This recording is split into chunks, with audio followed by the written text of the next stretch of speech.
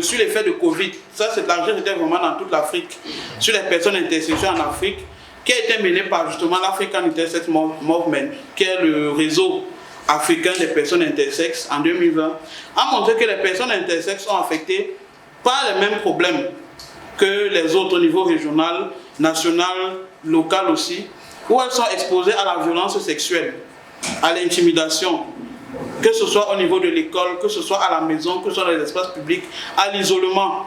Parce que généralement, il y a des croyances mystiques qui s'y mêlent et qui voudraient que des personnes intersexes soient le fruit d'une malédiction ou autre délire. Parce que...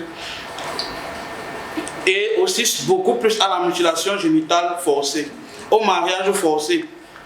Et ça, c'est non seulement lié à l'ignorance, mais aussi à tous ces stéréotypes justement qui entourent les identités de genre dans nos différents contextes.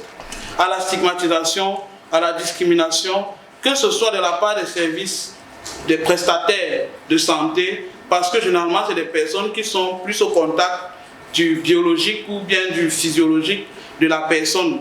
Et souvent, par incompréhension ou à cause des stéréotypes, il y a beaucoup ces discriminations à cause des caractéristiques sexuelles qui sont justement variantes et qui comprennent les organes génitaux ambigus, comme on disait. Donc, de nombreux jeunes et intersexuels sont soumis à cette menace lorsque les parents, les tuteurs et la société tentent de corriger ce qu'elles perçoivent comme étant anormal.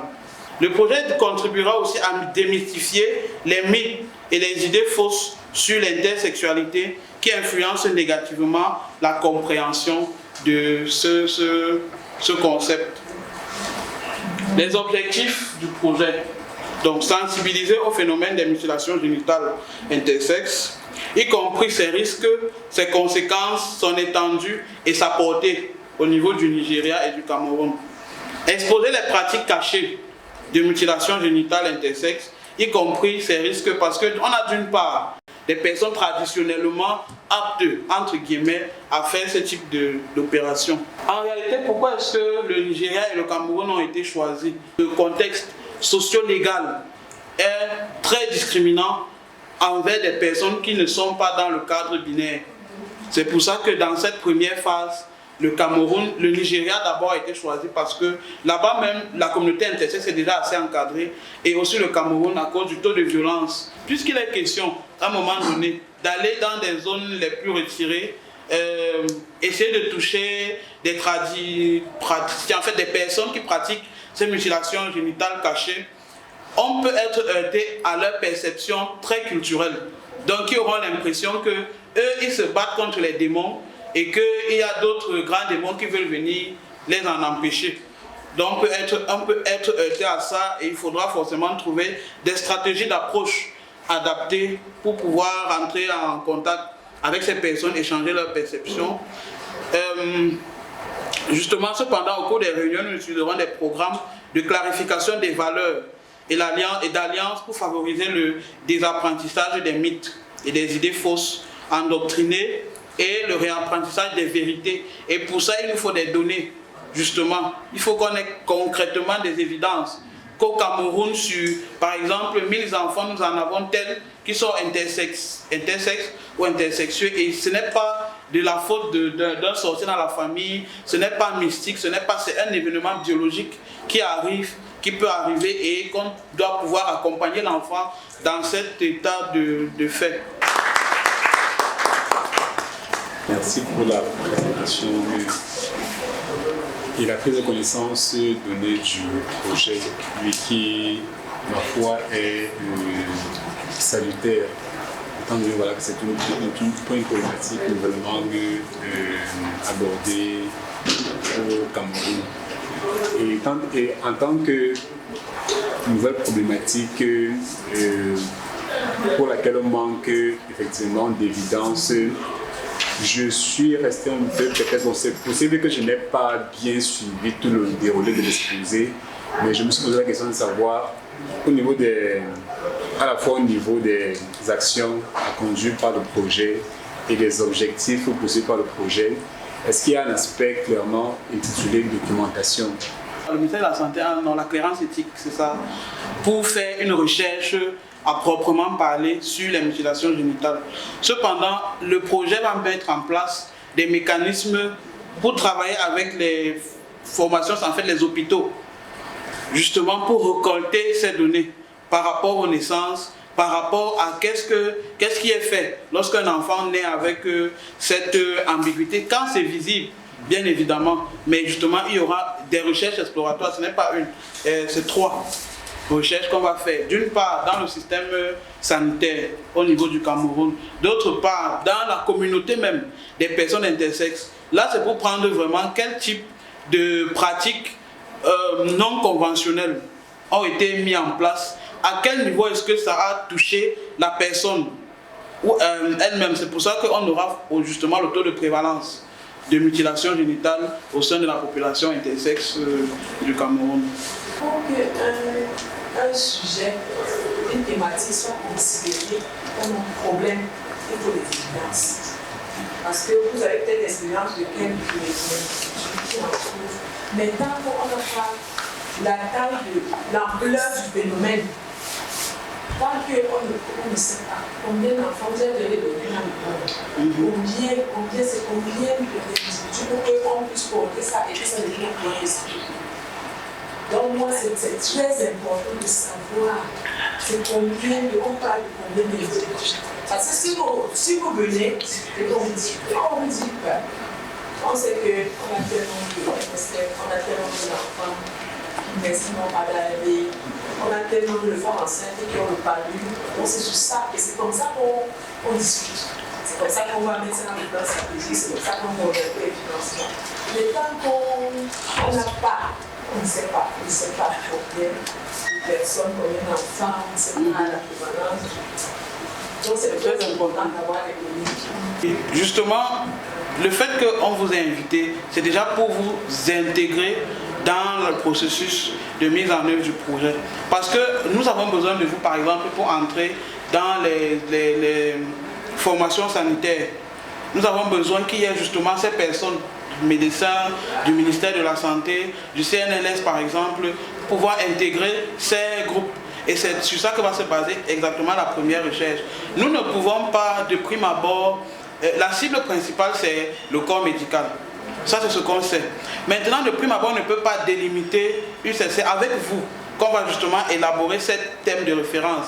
Parce que vous êtes mieux placé pour dire, voilà, mais essentiellement c'est dans les grandes villes. Pour cette première recherche, c'est dans les grandes villes.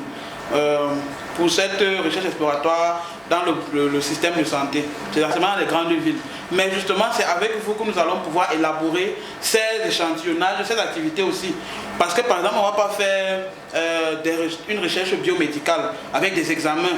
Ce sera juste sur qu'est-ce qu'on a vu, qu'est-ce qu'on a remarqué par rapport aux naissances, juste de pouvoir avoir cette information.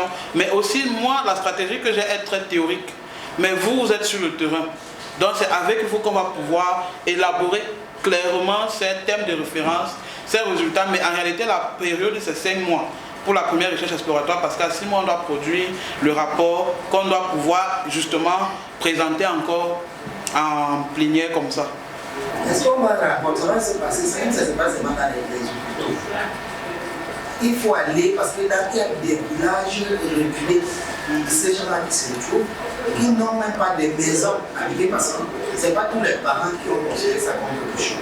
Il y a certains parents qui ont même chassé leurs enfants de la maison parce qu'ils ont constaté qu'ils sont comme ça, ils sont à la rue. Ils sont traumatisés, ils sont malades. Est-ce que le projet, comme on a dit de faire ce projet, c'est pour pas, parce qu'il ne faut pas seulement raconter ces gens, parce qu'il faut dire, peut-être arriver, commencer à dire que non, il faut comprendre, c'est quelque chose qui est important et tout. Qu'est-ce que donc on va apporter à ces gens-là pour les autres? Il y a certains qui ne vont pas à l'école. Il y a certains même qui n'ont pas là où habiter. Est-ce que quand ça arrive comme ça, on va essayer de trouver peut-être une solution pour ces gens? Il y a ceux qui n'ont pas de travail. Est-ce qu'on va donc le donner, il faut faire créer peut-être une association, créer peut-être une société pour lui donner du travail, pour le coucher? c'est aussi des choses comme ça parce qu'une maman ne peut pas exposer son enfant, elle ne voit pas l'avantage qu'il va exposer son enfant. Qu'on pourra venir avec, c'est de davantage les conforter dans le fait que vous n'êtes pas des personnes anormales, vous n'êtes pas des personnes à part, vous n'êtes pas, c'est davantage les conforter eux. Ensuite, mettre en place un environnement qui va favoriser leur rapport avec le système de santé et avec le système judiciaire et juridique. Parce que justement, il y a des arrestations, il y a des fouilles au corps, il y a des personnels de la justice qui ont déshabillé des personnes pour se rassurer qu'effectivement, c'est une personne qui a une ambiguïté avec son apparence physique. Et ça, je n'ai même pas de mots pour décrire à quel point ça peut impacter négativement, psychologiquement la personne. Mais justement, dans cette première phase-ci, c'est vraiment les seuls éléments qu'on peut apporter. Bon, c'est pour ça que j'ai dit qu'on comprend parfaitement la délicatesse de l'action qui va être entreprise. Mais c'est un chemin qu'on ne peut pas éviter quand on veut résoudre un problème. Je dis le projet, c'est vraiment parce que moi j'aurais proposé que vous focalisez déjà d'abord sur aller sur le terrain pour les rencontrer, prendre certaines informations qui vous permettront de restructurer un peu en fait le projet, voir un peu avec les informations qu'on a, qu'est-ce qu'on peut faire, qu'est-ce qu'on peut développer comme stratégie, quel est le plaidoyer. Donc moi je pense que au début ce serait déjà d'abord d'aller un peu toucher du doigt. Je voulais un peu m'adresser à madame le docteur. Bon, l'enfant ne demande pas annexe. Bon, il naît avec des complications morphologiques. Je ne sais pas ce que prévoit la loi, si la loi a prévu quelque chose pour ce genre de naissance. Un enfant, par exemple, de l'intersexe qui naît tout de suite. Parce que là, lui disait que parfois les parents mettent ses enfants dans la rue, ils refusent de les scolariser. Je ne sais pas si la loi a quand même prévu quelque chose. Comme une recommandation, on verra si la loi prévoit bien évidemment, mais tout le processus, depuis que moi je travaille, j'ai jamais entendu parler des dispositions par rapport à ce type. Ça veut donc dire que c'est un enfant, comme tout le reste. Bien sûr. C'est pas une idée. On a le personnel médical et on a les parents. Oui. Et maintenant, le parent de manière instinctive, voit son enfant qui est entre guillemets bizarre et décide avec le personnel médical de choisir. Peut-être je voulais compléter les réponses qu'ont données les autres en disant que, par exemple, on avait invité pour un atelier la secrétaire générale de la Commission nationale des droits de l'homme et des libertés, qui nous avait dit qu'il est interdit au Cameroun de faire des interventions au niveau des sexes des enfants, soit pour changer, soit pour réparer. Mais cependant, on a observé que dans certains hôpitaux, notamment le Crasser, au Crasser par exemple, parce que c'est des hôpitaux un peu universitaires où on fait des recherches, et où on peut faire des interventions sur les enfants un peu bizarres.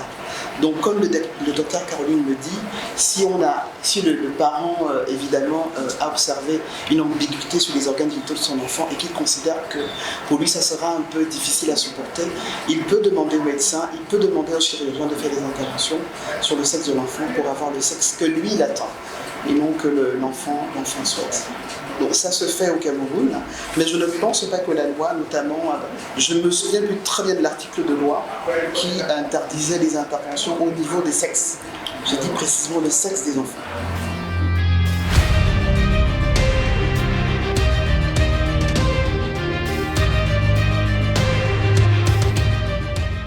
Quand je suis né, on a constaté à 3 mois que j'étais intersexe. Raison pour laquelle mon père m'a pris ma mère dans un hôpital. On m'a fait une opération. Et dans cette opération, on n'a pas constaté le sexe. On n'a pas pu, comment je peux expliquer ça? Bon, si mon français est très compliqué, je vais gérer comme tout je suis.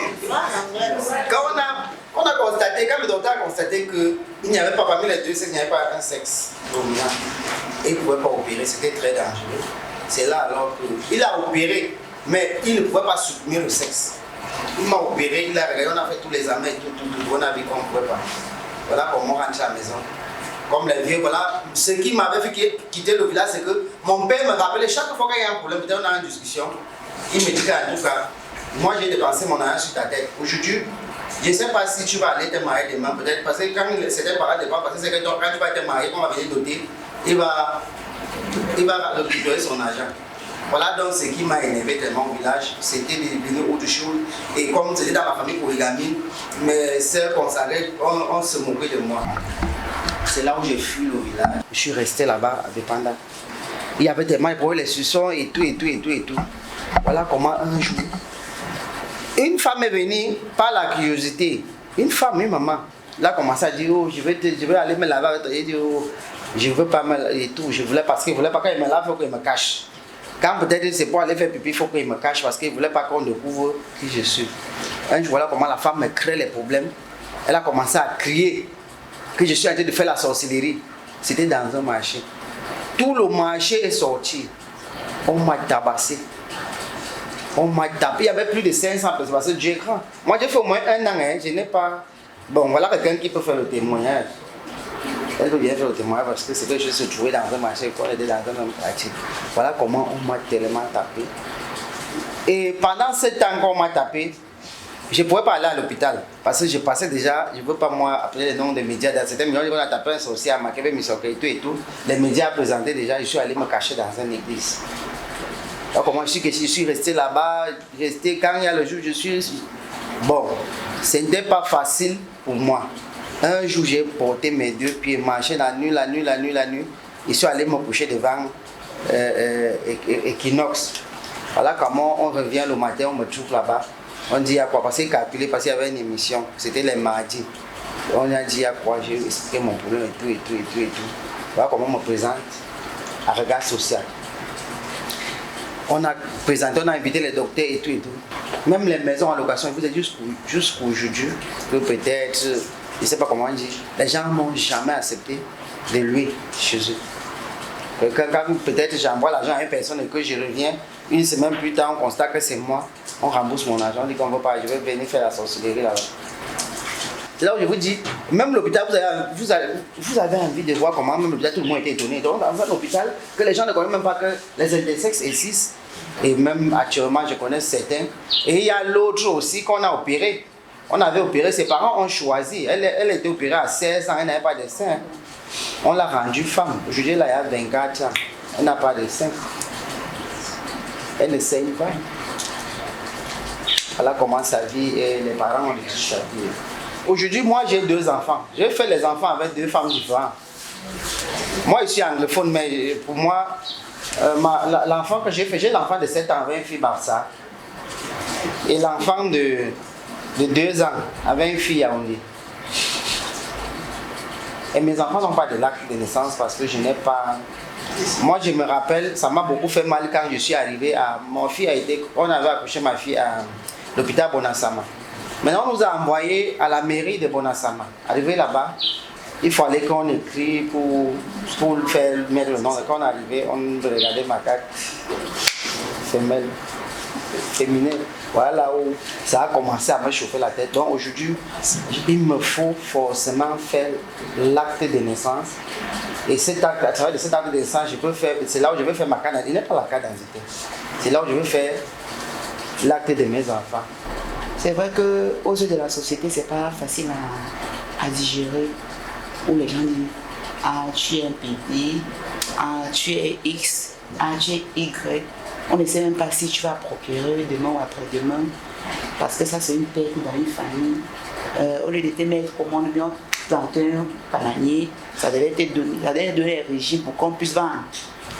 Je dis, mais si Dieu a décidé ainsi, je suis personne pour dire que voilà, c'est Dieu seul qui a décidé de me créer de la sorte. Donc du coup, quand moi-même j'ai fait la connaissance de Claude, on était voisins dans un quartier à Misoké. On était comme une famille au fait. Malgré les différences qui étaient entre nous et que les gens disaient que toi tu es ici, ou c'est ta soeur, ou c'est ton frère qui est là-bas, mais nous sommes de la famille. Si on est dans notre famille, c'est pas un problème. Pourquoi est-ce que vous avez des préjugés envers les autres? Pourquoi vous laissez vos problèmes, vous regardez les problèmes des autres? Parce qu'on vous a dit que nous, ça nous jeune, malgré que ça fait mal, mais on surmonte ça, on leur montre que c'est pas du tout ce que vous croyez. J'ai sorti de chez maman à 17 ans.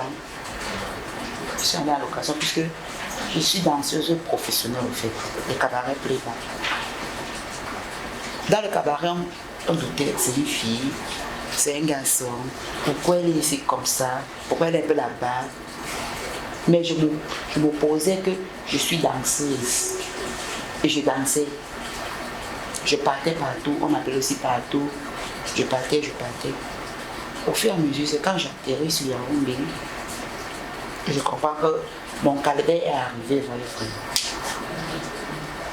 Je me suis brutalisée la première fois en Mélène,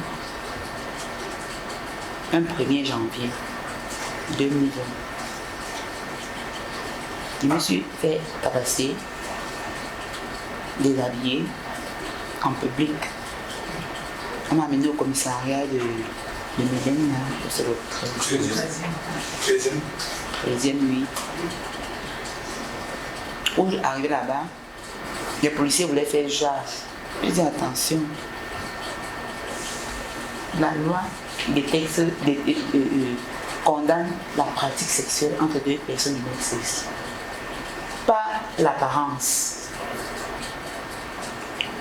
Je suis intersexe. Ça ne veut pas dire que je suis un animal ou je suis quoi que ce soit, vous allez m'accepter de partout à travers. Parce que les officiers démarquent. Mais toi, on va te toucher. Ne me touchez pas. Si on m'a amené, c'est pour une protection, pas que vous me frustrez encore. J'ai passé une nuit là-bas en cellule. Le matin, Ebenezer, mon camp est venu me prendre, qui était le 2 janvier. On a fait les modalités, après je suis sortie. Tellement des difficultés, ce qui a fait le tour du monde, parce que c'est plus le tour de l'Afrique, c'était le tour du monde. Ce qui m'est arrivé à Missassi, le jour de mon anniversaire qui était le 15 novembre 2021. C'est vraiment des témoignages poignants qui font comprendre que pour ma part, tout ce qui s'est passé, toutes les violences et tout ça ne sont pas toujours commanditées, c'est l'ignorance. Je n'ose pas imaginer ce que ça peut être de vivre ce genre de traumatisme, d'être toujours, de subir autant de violences. Donc je veux juste dire beaucoup de courage. Je suis très admirative de leur dynamisme. Qu'est-ce que vous nous proposez pour nous accompagner dans ce processus, chacun avec ce qu'il ou elle peut avoir ou peut faire dans son domaine de compétences, bien évidemment. Je joins à toi à tout moment pour la réflexion d'un projet, faire réflexion, même des activités de plaidoyer, parce que moi, évidemment, je présente le sujet comme nous, donc je suis responsable du plaidoyer affirmative action, et on a l'habitude de rencontrer des institutionnels, des forces de maintien de l'ordre, et même des juristes ou des plaidoyers, dont comme quand même promesse, c'est qu'on pourra s'associer à vous lors de nos rencontres de plaidoyer, et on pourra poser la problématique et voir comment avancer ensemble. Donc ça, c'est ce que moi, peut-être pour tenter l'affirmative action, je peux. Merci. Ok. Au niveau de CHP, c'est connu que pour ce qui est du projet TIL, l'une des innovations par rapport au projet CHAM, c'est le volet droits humains. Et dans ce cadre-là, il y a plusieurs actions qui sont amenées. Mais déjà, je vais peut-être demander aux consultants que tu aides d'accompagner le projet à avoir vraiment une stratégie de plaidoyer.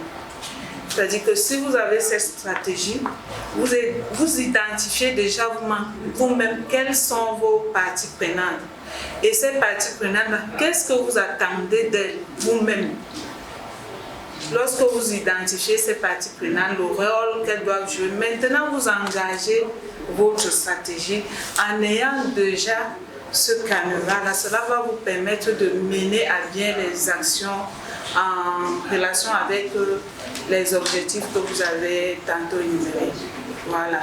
Donc c'est bon d'avoir vraiment cette stratégie-là pour ne pas aller... si vous avez une stratégie propre, ce sera même un élément à discuter avec des organisations parce que vous avez déjà cette stratégie-là bien définie. Et là-dedans, vous allez identifier quelles sont les parties prenantes. Le gouvernement, quand vous parlez du gouvernement, vous attendez quoi exactement? Et il s'agit de qui? Le ministre Santé, il intervient à quel niveau? Le CNLS, vous attendez quoi? Les GT, ainsi de suite, donc des choses comme ça.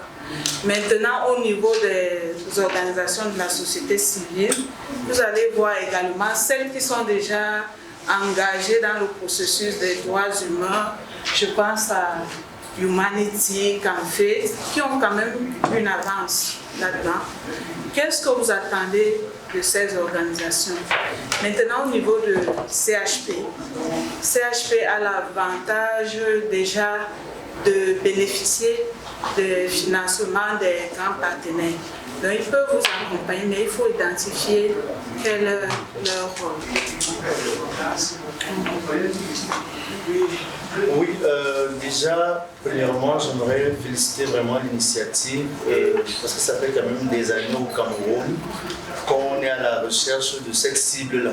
Je me souviens, il y a quelques années, des partenaires nous approchaient par rapport aux personnes intersexes, mais c'est vrai que on avait vraiment beaucoup du mal à les identifier en dehors d'une ou deux personnes qu'on connaissait à la télévision et dont on avait du mal à mettre souvent, parce que souvent elles ne voulaient pas s'afficher. Le peu de fois qu'elles l'ont fait, elles ont eu beaucoup de représailles, donc elles ne voulaient plus véritablement s'afficher et parler de manière publique. Donc comme l'a dit Cécile, sur le plan de la santé, déjà comme c'est, je veux dire au Cameroun, on va vraiment vers cette nouvelle cible-là.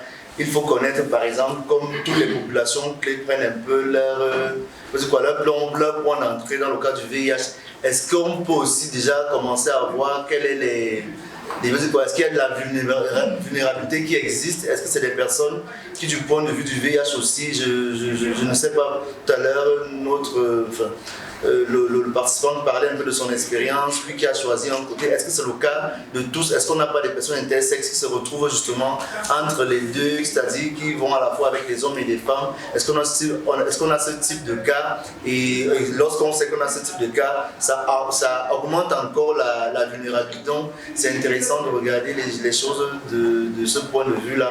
Sur le point de la santé, nous faisons tous partie des minorités sexuelles et de genre.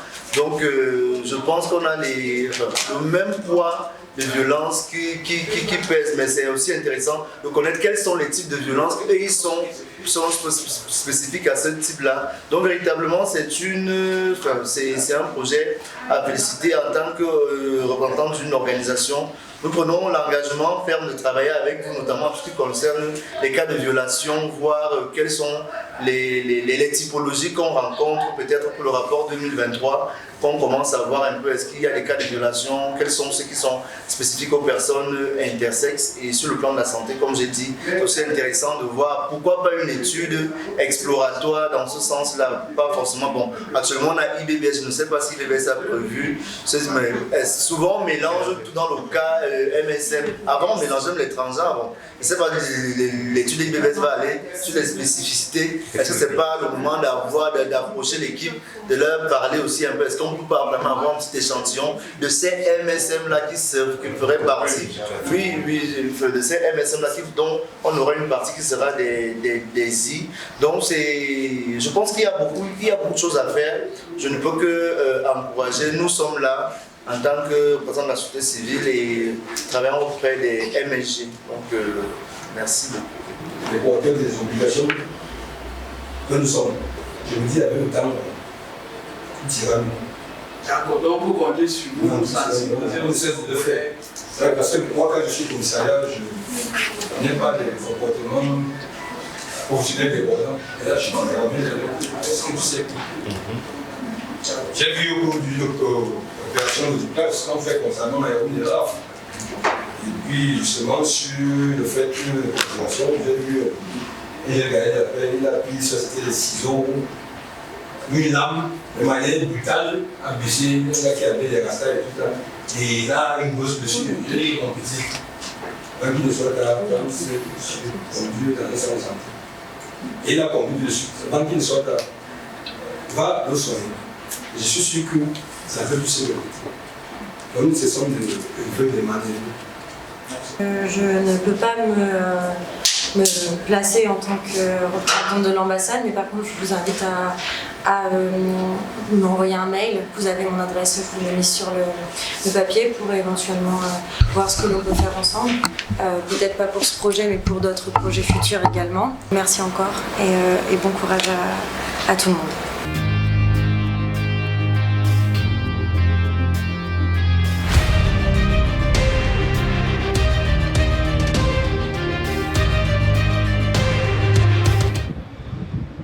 Ok, merci pour cette invitation.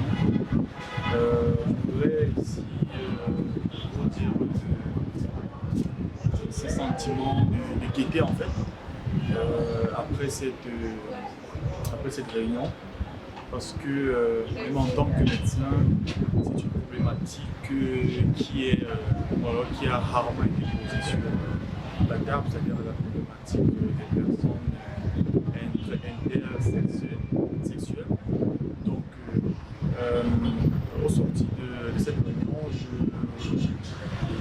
je repars vraiment avec un sentiment, comme je le disais tout à l'heure, un sentiment de gaieté, mais aussi avec une grande vision du scientifique que je suis, c'est-à-dire le médecin, parce que voilà, je voudrais ici vous faire comprendre que je suis ouvert à travailler avec vous, parce que loin des perceptions que nous pouvons avoir ou les autres ont, je suis convaincu que c'est une problématique tout autre que l'homosexualité que le pays condamne. Les personnes intersexuelles n'ont pas décidé de naître ainsi. Tout va probablement d'une mauvaise division cellulaire et que nous ne pouvons pas rattraper pendant la période requise. Donc, je suis disposé à apporter mon soutien, que ce soit intellectuel, qu'autre dans cette lutte dans laquelle vous jetez, vous êtes implanté depuis un bon bout de temps. Donc voilà. Merci. Je suis Stéphanie Zimon, je suis chargée du plaidoyer et des droits humains pour le compte du projet Viral qui est en train de s'implémenter dans notre pays, dans notre communauté.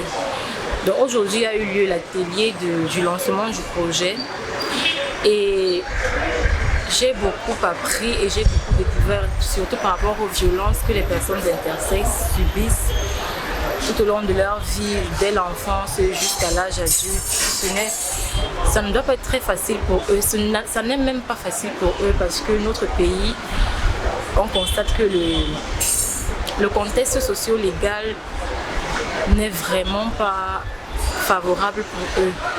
Raison pour laquelle il est vraiment urgent et il est très important de mener à bien ce projet et de tout faire pour qu'il se réalise.